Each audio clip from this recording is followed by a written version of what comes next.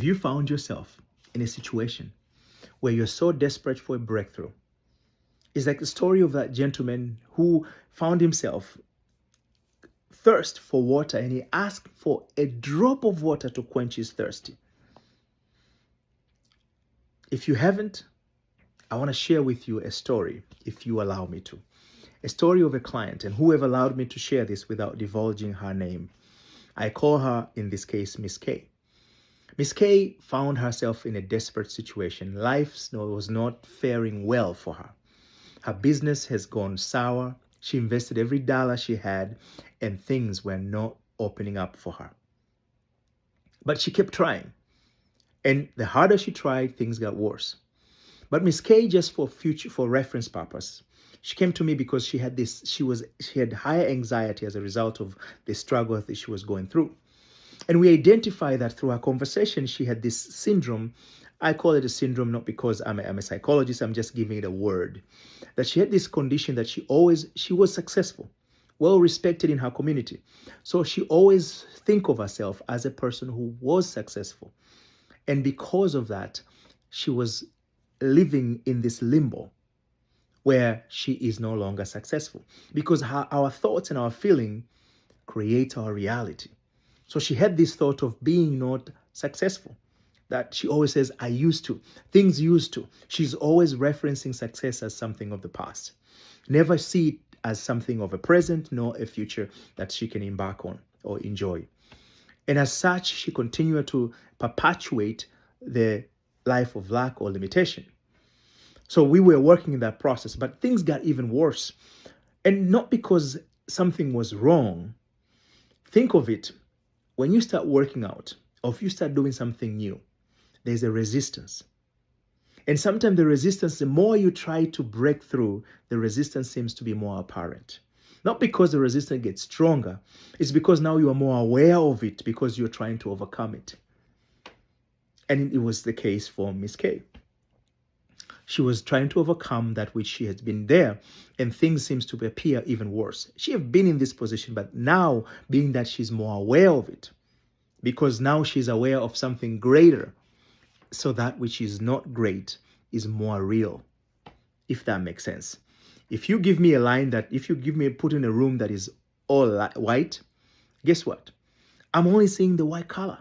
So I'm not going to be any, but if you put a dot in that white color, it's going to be more visible to me.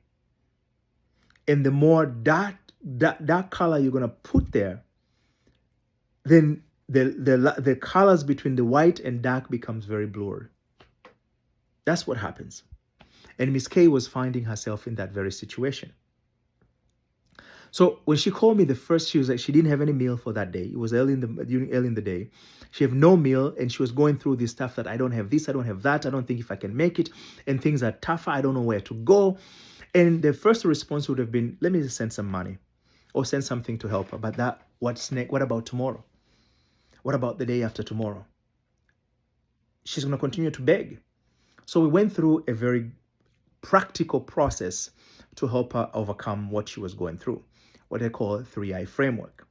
As I explained in the previous episode, after going through all of that, we ended the conversation or the phone call. She was feeling more energetic. She was no longer crying. She was no longer desperate or destitute. That's how she felt. She felt energetic and felt great about it.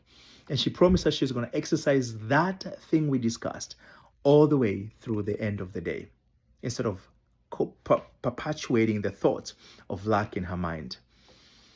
In the evening, she sent me a text message asking if she can give me a call, and we had the conversation. So I'm going to walk through this process, not as a summary, quicker. Anyway, and she was telling me that she left the house. She had felt the urge to go to the store. She grabbed a jacket, walked out of the house. As she walked out of the house, she realized she had a jacket that she does not like.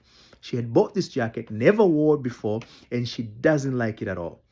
So she decided to go back in the house to be able to change the jacket. As she was walking to the door, she reached out to the pocket of the jacket to pull out the key that she had put in the jacket after she locked the door of the house when she walked out.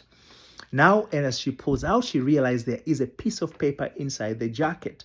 She pulled that piece of paper out and realized it is $100 bill.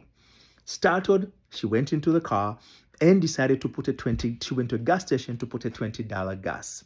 There she found that she started pumping the gas. She said, I'm going to pay inside, only $20. She pumped the gas for $20. She walked inside. As she was get to the cashier, the power at the gas station went out. So she's negotiating with this person to take so that she can pay the $20. The cashier said, I cannot take that $20 because I have to record the transaction. And the power is out, so the transaction cannot be recorded. Eventually, the cashier told her, just take it. This is your lucky day. Don't fight it. So she walked with a clean heart and went to the grocery store. She grabbed a smaller bucket in order to put some few things. She figured she's going to just get maybe a bread, meat sandwich, so she can have to eat just those things for a few days. But suddenly she realized that was too small and she forgot. She just got into this mode of enjoying herself shopping. She grabbed a bigger cart, put all the stuff that was in a hand bucket, into the cart, and she was pushing the cart. And she filled up the cart. She pulled up to the cashier register. She had completely forgot. She said she doesn't even know why she cannot even comprehend how that process happened. She get to the cashier. There was a gentleman in front of her, and she's just waiting for the gentleman. She's humming that conversation we've had, that ideal and affirmation she had. She was just kind of made it as a song. She just kept repeating. And she was tapping it. The cashier told her, oh, the gentleman is done. So she started putting stuff on the process machine. And she's unloading stuff. She realized she doesn't have enough money. Or she's like, oh, shoot. She told the lady, can you hold a second? Is it possible? Let me just start picking just few things that I want.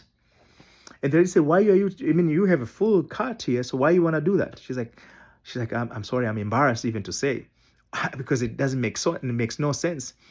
I don't have enough money and I fill the cart. I don't even know how I did that. I just got, she's like, I can't explain the situation. The lady said, no, you don't need to panic. The gentleman who was in front of you paid. She said he paid up to $300 worth of grocery in your cart. And if it's no more than $300, she said, I should give you the change.